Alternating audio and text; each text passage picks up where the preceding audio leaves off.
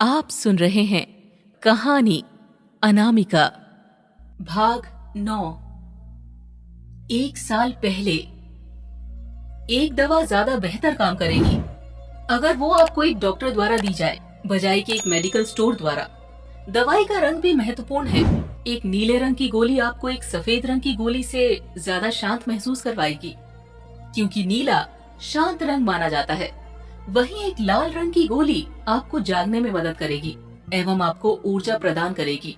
एक कैप्सूल एक गोली से ज्यादा अच्छे से काम करेगी, क्योंकि वो हमें ज्यादा महत्वपूर्ण लगती है। एक इंजेक्शन एक कैप्सूल से भी ज्यादा बेहतर काम करेगी, क्योंकि वो हमें सीरियस और असरदार लगता है। मैं यहाँ सिर्फ मानसिक असर की बात नहीं कर रहा, बल्कि वास्तविक शारीरिक इलाज की बात कर रहा हूँ। ये प्लेसिबो इफेक्ट है। जय यूनिवर्सिटी में अपना लेक्चर दे रहा था। मॉन्ट्रियल, कनाडा की मैकगिल यूनिवर्सिटी ने एक अनूठा प्रयोग किया। उन्होंने एक फर्जी MIR मशीन बनाई जो पूरी तरह वास्तविक लगती थी, लेकिन थी बिल्कुल नकली।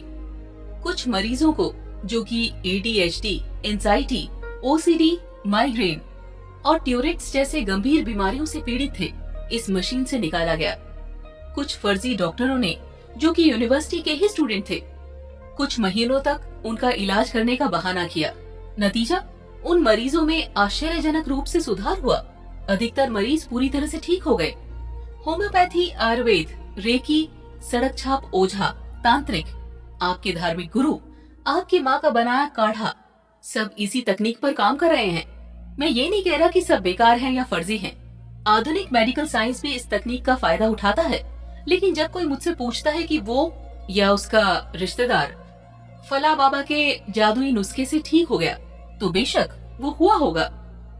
जब इन तकनीकों से भी मरीज ठीक हो ही रहा है, तो फिर समस्या क्या है? एक स्टूडेंट ने पूछा। समस्या ये है कि वो हमेशा काम नहीं करता है, और उससे बड़ी समस्या ये है कि इन तकनीकों के इस्तेमाल करने वालों को नहीं पता होता कि कब उनका इलाज काम नहीं करेगा। अगर किसी को सांप काट ले और वो किसी ओझा के कहने पर नीम के पत्ते खाकर बैठा रहे, तो उसकी मौत हो सकती है। वहीं किसी गंभीर मानसिक बीमारी के मरीज को बस तावीज बांध देने से गंभीर परिणाम हो सकते हैं। इसीलिए जरूरी है कि जब किसी को इलाज की जरूरत हो, उसका सही इलाज किया जाए। जय ने अपना लेक्चर समाप्त किया और क्लास से बाहर आया। उसने अपनी घड़ी की तरफ देखा। वो पहले ही लेट हो चुका था। राजस्थान के मारवाड़ क्षेत्र में जयपुर से कोई 200 किलोमीटर दूर बसा छोटा सा गांव हरिपुरा। गांव भी अब गांव जैसे न रहे, वो भी शहरी प्रभाव से अछूते न रहे हैं। हरिपुरा में भी अधिकतर मकान पक्के बन चुके थे। हर घर में बिजली की सुविधा थी। अधिकतर के पास मोबाइल फोन था। बहुत से घरों में टीवी थे और कुछ घरों में तो AC तक लगी थी। खेती के लिए अब ट्रैक्टर का इस्तेमाल किया जाने लगा था। इसी गांव में थोड़ा बाहर की तरफ बना 2 मंजिला मकान जय का था। आज वहाँ जश्न सा माहौल था। वैसे तो जय हर साल एक बार अपने गाँव जरूर जाता था, लेकिन आज खास था, क्योंकि आज शादी के बाद पहली बार वो अपनी दुल्हन को लेकर घर आया था। गांव में जय वैसे ही शहर के बड़े डॉक्टर के रूप में प्रसिद्ध था। उसकी दुल्हन को देखने के लिए गांव की औरतें घर में जमा थी। जय की माँ भी कम खुश नहीं थी। वैदेही जैसी खूबसूरत बहू इस गांव को छोड़ो आसपास के गांव में भी किसी के नहीं थी। ऊपर से वो थी भी इतनी पढ़ी लिखी। पता नहीं इस लंगूर को ये हूर कहाँ से मिल गई। जय की माँ ने जय की टांग खींचते हुए कहा। माँ, लंगूर हूर से ज्यादा सुंदर होता है। जय ने भी हंसते हुए कहा। चुप बदमाश। जय की माँ उसे डांटते हुए कहती है। पढ़ लिख कर ज्यादा ज्ञानी बन गया है। उन्होंने कहा तो सब हंसने लगे।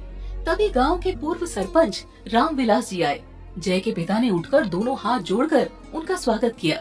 जय भी उठ गया और उनके चरण स्पर्श किए। कैसा है छोरा, ब्याह कर आया? रामविलास जी ने जय के सर पर हाथ रखते हुए कहा। जी सरपंच साहब। जय ने बैठते हुए कहा। रामविलास जी भी पास पड़ी कुर्सी पर बैठ गए। कैसी चल रही है तेरी डॉक्टरी? उन्होंने पूछा। आपके आशीर्वाद से सब बढ़िया है, जय ने विनम्रता से कहा। मैंने सुना है गुड़िया भी मेडिकल की पढ़ाई कर रही है। कहाँ छोरा? रामविलास जी ने थोड़ी निराशा से कहा। उसके दाखिले के लिए बहुत भागदौड़ की, लेकिन कुछ हुआ नहीं। अब ढोर की डॉक्टरी पढ़ रही है। कोई बात नहीं, वो भी अच्छा सब्जेक्ट है। हाँ, अब जो है सो है। काका ने हंसते हुए कहा। अच्छा सुन छोरा, परता ने खाट पकड़ ली है, अब ज्यादा समय ना टिकेगा, तुझसे मिलने को बोल रहा था। रामविलास जी उन भोपा जी की बात कर रहे थे जिन्हें बचपन में जय ने थप्पड़ मारा था। भला वो जय से क्यों मिलना चाहते हैं? जय की माँ ने सुना तो बोली। अब ये तो वही जाने, रामविलास जी ने कहा। मौत करीब ही है तो मानस को साथ झूठ की पहचान हो जाती है, शायद जय से माफी मांगनी हो। ठीक है, मिल लेते हैं, जय ने उठते हुए कहा। गांव के मुख्य मंदिर के पीछे ही भोपा जी का मकान था। उनके 2 बेटे थे। छोटा वाला परिवार समेत शहर रहता था, बड़ा वाला गांव में ही रहता था। 2 साल पहले जब मकान का काम करवाया गया था तो एक छोटा सा कमरा निकलवाया गया था। योजना ये थी कि जब तक पिताजी हैं वे इसमें रहेंगे और उसके बाद इसे स्टोर रूम बना दिया जाएगा। जय सरपंच जी के साथ उनके घर पहुंचा। घर में अंदर की तरफ अंधेरा कमरा था जिसमें मुश्किल से रोशनी पहुंच रही थी। इस गर्मी के मौसम में छत पर लटका एक पुराना पंखा अपना कर्तव्य पूरा करने का भरसक प्रयास कर रहा था। उसके नीचे ही एक पुरानी खाट पर एक बूढ़ा लेटा हुआ था। वो बार बार खांसकर वो परिवार के बाकी सदस्यों को अपने अस्तित्व का एहसास करा देता था। जय जब सरपंच जी के साथ पहुंचा तो बूढ़े ने उठने का असफल प्रयास किया। उसने अपनी बूढ़ी आंखों पर और जोर डालकर सरपंच जी को तो पहचान लिया, लेकिन जय को पहचानने में असफल ही रहा। काका, ये जय है, मदन का छोरा, शहर में बड़ा डॉक्टर बन गया है, सरपंच जी ने परिचय दिया। अब तक परिवार का एक युवा 2 कुर्सियां उनके बैठने की खातिर ले आया था। मदन का छोरा है, बूढ़े ने अपना एक हाथ आशीर्वाद स्वरूप उठाते हुए कहा। हो सके तो छोरा मुझे भी ठीक कर दे, बूढ़े ने एक झूठी मुस्कान के साथ कहा। काका, तेरे में अब ठीक करने लायक बचा ही क्या है, सरपंच जी ने ठहाका मारकर कहा तो सब हंसने लगे। बूढ़ा भी उनके साथ कुछ देर तो हंसा, लेकिन फिर खांसने लगा। बड़ी खुशी हुई मुझे छोरा कि तू डॉक्टर बन गया, उन्होंने सामान्य होकर कहा। आपका ही आशीर्वाद है, जय ने आदर पूर्वक कहा। आशीर्वाद तो इनका ही है, अगर ये तुझे गांव से ना निकलवाते तो आज तू यहाँ तक कैसे पहुँचता, सरपंच जी ने व्यंग किया।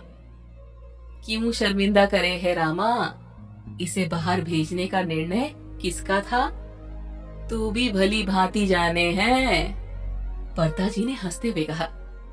कोई बात नहीं, जो हुआ अच्छे के लिए हुआ, सरपंच जी ने कहा। लेकिन एक बात कहूँ छोरा, तू पढ़ा लिखा है, विश्वास ना करेगा, लेकिन मुझे वास्तव में भाव आते हैं। बाप जी का आशीर्वाद था मुझ पर। जो कुछ भी मैंने कहा या जो कुछ भी किया, मैंने नहीं किया, उन्होंने ही किया। मैंने कभी स्वांग नहीं किया। बूढ़े ने सामने शून्य में देखते हुए आंखें बंद की और अपने दोनों हाथ जोड़े।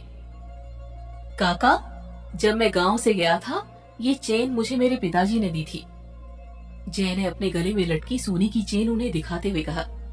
एक लंबे अरसे तक मुझे लगता था कि ये सोने की चेन है, जब तक कि एक दिन मैं इसे सुनार के पास ना ले गया। तब उसने मुझे बताया कि ये तांबे की बनी है। सरपंच जी और बूढ़ा दोनों से देख रहे थे। किसी बात पर सिर्फ इसीलिए विश्वास नहीं करना चाहिए क्योंकि आपको लगता है कि वो ऐसा है। आपका विश्वास किसी को भी सत्य नहीं बनाता है, जय ने उठते हुए कहा।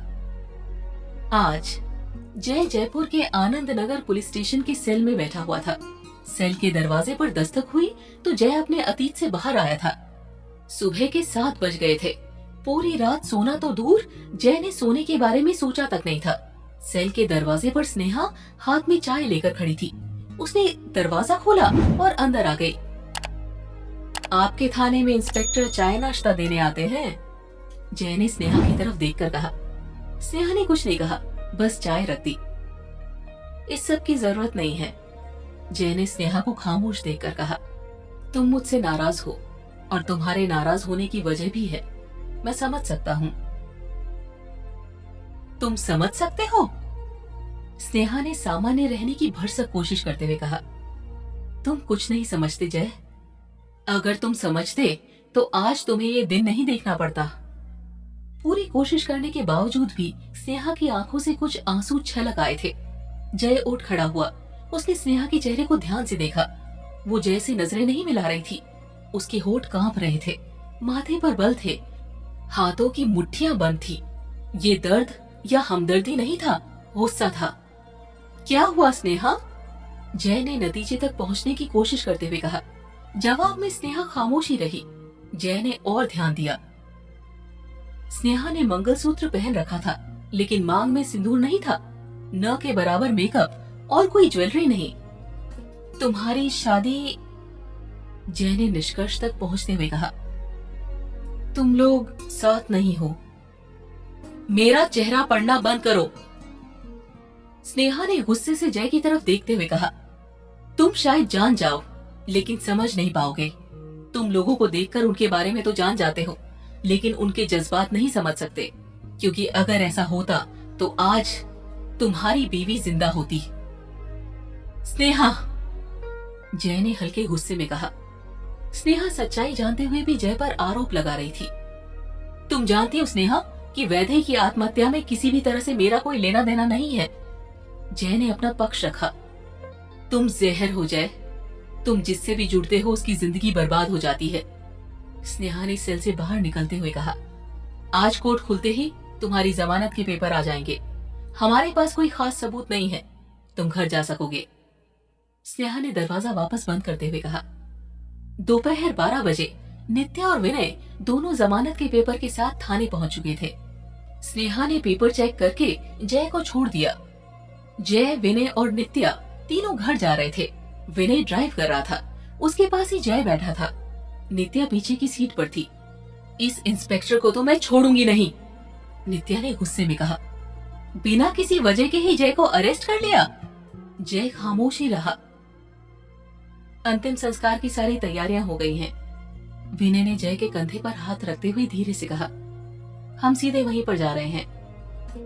नहीं, जय ने अपनी खामोशी तोड़ते हुए कहा। पहले मुझे किसी से मिलना है। विनय और नित्या दोनों जय की तरफ देखने लगे। किससे? विनय ने अचरज से पूछा।